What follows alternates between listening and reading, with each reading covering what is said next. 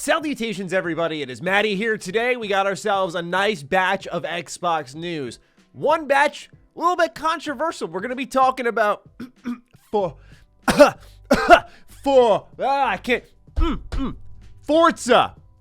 Motorsport. I said it. I acknowledged it here on the channel. Can you believe it? We're going to be talking about Forza Motorsport. There's been some controversy surrounding the reveal of this game. Effectively, it's a nothing burger in the too long didn't read, but I wanted to cover it from start to finish here because there is some misinformation flying around about it. Xbox is finally getting Final Fantasy VII, but it's Crisis Core. We're going to talk about the JRPG status of the platform, a couple of little nuggets, one in particular about TMNT, and also some brand new Game Pass games. So welcome one, welcome all to an Xbox news update roundup. But first, a quick word from today's sponsor that y'all are going to think is pretty sick. So Grid Studio reached out to me with what I think is one of the coolest products I've ever seen. Take some of your favorite pieces of technology, whether they be phones, game consoles, controllers, and they take them apart and turn them into shadow boxes. They were kind enough to send me the Xbox One controller, which you're seeing right here. And by the way, the packaging for this is phenomenal. I love the little wax stamp on top of it all. It's really high-class stuff. But then, for those of you out there who are like me, you stand the PS Vita, there it is. And these come with clips that you can hook right onto the back of your shadow box. You push them right into the wall and boom, they're hanging up like it's no problem. So it's a really easy setup. They look beautiful. They blend in. They don't stick out next to my, my flash metal sign, right? We're trying to keep things classy here, but an awesome product. I'll have their website linked down below. If you're into tech, if you're into consoles, you want to decorate your home with them or maybe an office space with them, this is a great place to go. Check them out. Grid Studio, link in the description down below. If you're new here and you're into Xbox news and information, you like these types of roundups, consider subscribing. If you've been here for a while, thank you. I always welcome the new ones, but I don't think the OGs. So thank you so much. With that, let's get started with Forza Motorsport, easily our biggest story of the day. So let's begin with some brand new details and sort of build up to what led to this moment here for this game's reveal. So it was confirmed that Forza Motorsport 8 will have real-time ray tracing alongside a full night and day cycle. This comes from IGN, where they write, Forza Motorsport 8 is getting a number of exciting features, including real-time ray tracing and an all-new career mode, according to today's Forza Monthly live stream. The information comes from the game's creative director, Chris Asaki. According to Asaki, the game will sport a full night and day cycle and varying weather forecasts for all tracks. This will only be enhanced by the game's real-time ray tracing. These tracks, whether they're new or returning, have been built from the ground up for this iteration of Forza. The weather aspect will also determine how you drive, affecting things like traction, grip, and more. To make it even more dynamic, tires in-game have been drastically upgraded to include 8 contact points. Forza Motorsport 7's tires only included 1, according to Asaki. In the terms of gameplay, players can expect an all-new career mode and a racing weekend-style multiplayer with multiple steps to complete, like practice, qualifiers, and the final races. Okay, so just some general details there. The 7 points of contact, I just kind of, as a non-racing aficionado, I can't help but sit here and think, is that like me finding out that, Starfield has more handcrafted content than ever before? What's the equation of RPGs to racing for me? But anyway, those are important details for the racing fans out there. I'm not going to pretend to know what I'm talking about here. Here's where things get a little spicier, though.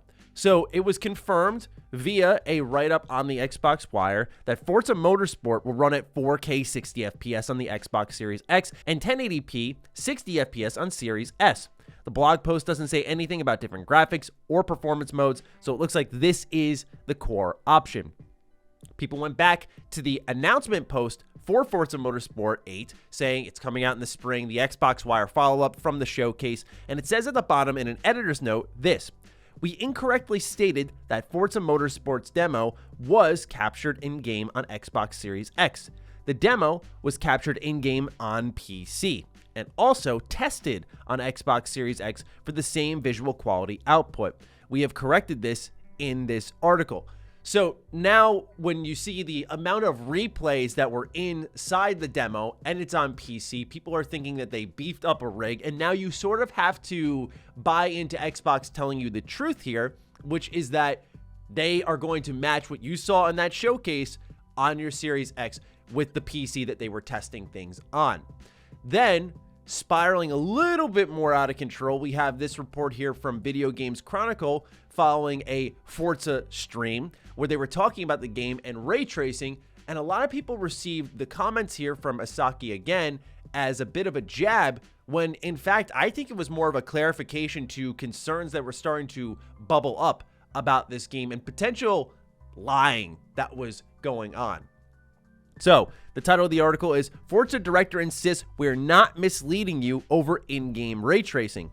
Like I mentioned, these articles are saying, in a possible dig at rival title Gran Turismo 7, which only features the lighting effects in replays, Forza creative director Chris Sasaki said on Thursday that developer Turn 10 wasn't trying to mislead or be funny with words. Ray tracing is here, it's on track, and most importantly, it's real-time gameplay, he said during a live stream. I really want to make that clear. When we said on track, it doesn't mean it's only on in the replays or in the photo modes on track, and we're just being funny with words. We're not going to try to mislead you here. When you're racing, when you are playing the game, ray tracing is on. We want to be really clear about that. When you're playing it, it's a level of immersion there that can be subtle at times, but it's a thing that really pulls you into the visuals and experience unlike we've had before. When we talk about ray tracing, yeah, it looks amazing. It looks photoreal. It looks immersive, and you get that in the gameplay. I want to be really clear about that.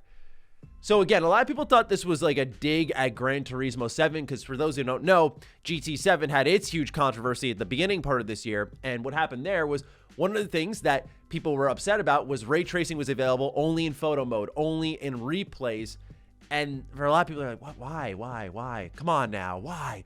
And so now people are thinking that what is happening here with Turn 10 and Forza Motorsport is actually a dig, when I think it's a line of defense saying like, hey, we're not trying to mislead you, because a lot of people saw, oh, this is on PC, this isn't on Series X, you could beef up a PC more because it's moddable, customizable, get the best possible rig out on the market, showcase the game to look as great as it possibly can, and then deliver something inferior on the Series X. That still is a possibility, but I will say this, as a non-racing fan, I don't think we have much of a reason currently to doubt Turn 10's technical prowess. They have consistently delivered visual banger after banger. I'm not concerned about this. I think it was kind of a nothing story that turned into something because people were connecting the dots based off a small editor's note at the bottom of an article that I think was just trying to be transparent, which to me makes me kind of trust them a little bit more because they didn't really have to say this. But I digress. That's what's going on with Forza Motorsport. A little bit of a controversy here, but I think, again, it's nothing, and we'll let the game speak for itself. Certainly, this may be something that as you're watching this video, and I get it, as someone who's not a big racing fan, you're probably like, what's the big deal here? Just look at the Gran Turismo 7 controversy and how much it took over the internet for a while. These racing games matter. While they may not be the sexiest games, they do have big player bases that you got to acknowledge. So that's why it's in the front of the video. Let's move on to more Matty style stuff. We're going to talk about Crisis Core Final Fantasy VII Reunion. Okay. I love this game. One of the best PSP games, if not the best PSP game ever made. I couldn't wait to play this. So, you know, I fired up a couple hours of a playthrough on my PSP over this past weekend to just whet the appetite a little bit, right? Just, oh man, why do I love this? Oh, that's right.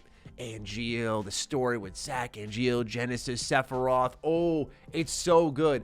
And it's never been more important than ever with Final Fantasy VII Remake and its sequel now in the mix. So, one thing that Xbox fans have always wondered is, will Final Fantasy VII Remake finally make its way to Xbox? The statement was that it will be a year of exclusivity on the PlayStation, and so people thought, well, that means it's coming to Xbox. What ends up happening is it goes to PC after a while, and there's still no sign of Xbox. They announced the sequel. They're like, hey, check this out. This looks nice, right? PS5 only stamp at the end. Then you get the Crisis Core Remaster announcement. Switch, PC, Xbox, PlayStation, everyone's getting this one. It's such a Square Enix move. I already said it on Twitter. I'm going to say it again. It is such a Square Enix move to do this, but I cannot fault them for collecting their PlayStation bag, and I can't fault PlayStation for doing something they've done very well, which is identifying when a series is hot and getting in on it and making it exclusive to their platform. Think of where Final Fantasy was for a while, right? Look at 13, how 14 started off, by the way, not with Realm Reborn, where now it's the most popular MMO on the market. How 14 started, 15's kind of lukewarm reception over time. Final Fantasy wasn't popping, but now with Final Fantasy 16, with Remake for 7, everything is so exciting for Final Fantasy, plus the constant expansions for 14. And guess who's got their hands in that cookie jar? PlayStation, and they're not letting go. What they're doing is kind of what Xbox would do with something like, I say, with the Fallout remasters. Remaster 3 New Vegas, let it go to everybody. So when Fallout 5 comes around, you're like, oh man, I want more of that. Okay, I'm going to go get an Xbox. Same thing here. Crisis Core. This is pretty good. I like this Final Fantasy 7 business. I'm going to go get a PlayStation now so I can play Remake 1, 2, and we know there will be a third part as well. This is something that I don't really expect to make its way to Xbox until the trilogy is complete. And that's, let's see here. Probably going to be in 2027, maybe. That might be a generous date too. So this is one that I really strongly believe people are going to be waiting a while for. I don't see PlayStation suddenly letting go as the trilogy is going to conclude. So I wouldn't expect this one. I think, again, contracts and money are flying around for Final Fantasy. They're not bringing 14 to Xbox because they say there are limited resources, which is a hilarious lie, by the way.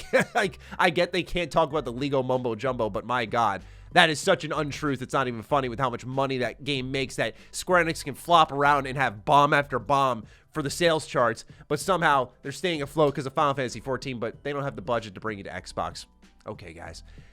Still, point being, PlayStation's got that on lockdown, so I wouldn't expect it. But Crisis Core looks great. What they're doing is creating completely new 3D models, fully voiced characters. There were some parts in the games that were just text. Now it's fully voiced. They're optimizing some of the backgrounds. The combat's a little more action-packed. It looks really, really good. I cannot wait to get back into it. So excited for this. It's been long overdue that they take this game off the PSP and bring it to modern consoles. Now they're doing so. Hopefully it's a great remaster coming out this winter. If you're an Xbox fan, you can get your hands on this one. And I wonder if Xbox tries to swing like a Game Pass deal for this one, right? To make Final Fantasy competitive on their platform. I doubt it.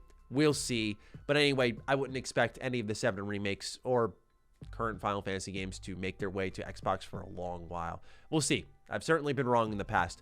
Small little nugget here, but I thought it was really cool. TMNT, Shredder's Revenge, dropped day 1 on Game Pass, one of the best games of the year. I adore this thing. My review for it is up over on Retro Rebound. If you want to check that out and hear me just geek out like a madman for like 20 minutes, go ahead and check that out.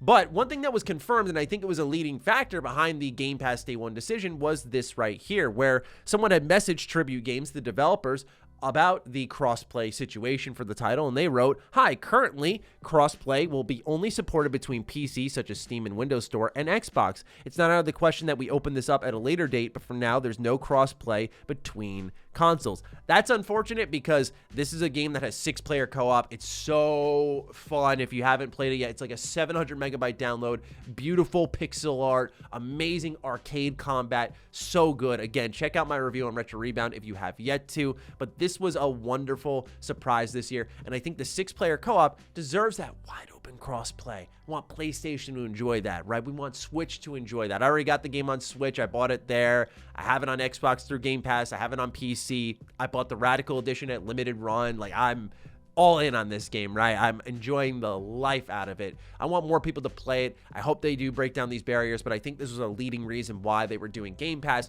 just to really amp up that player count. We've seen Dotemu, the publisher of this game, get involved in Game Pass. They had Streets of Rage 4 on here for a while, and they were pretty positive on it, so it only makes sense that this partnership would continue, and hopefully it will in the future because they're putting out bangers, man.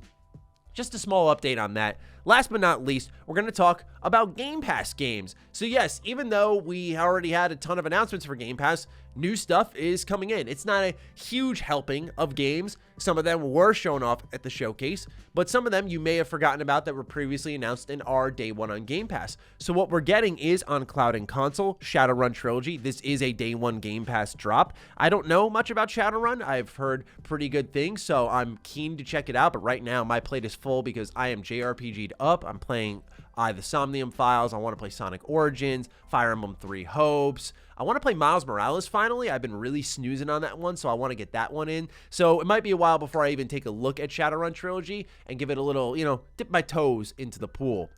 We also have Naraka Blade Point. This is a pretty significant one for Xbox. A lot of ninja action battle royale. They added a campaign mode, so this is one that I might give it a look at some point as well. Definitely an intriguing drop for the service. Far Cry 5 comes on cloud, console, and PC. This is one that's the storytelling could have been so good, but it's Ubisoft open world stuff. If you're into that, you might have a good time in Far Cry 5. I liked it far more than Far Cry 6, and I'll just say that the ending for Far Cry 5 is, pardon my language, out of this fucking world good. Like, I actually remember it happening and going, wait, that was insane.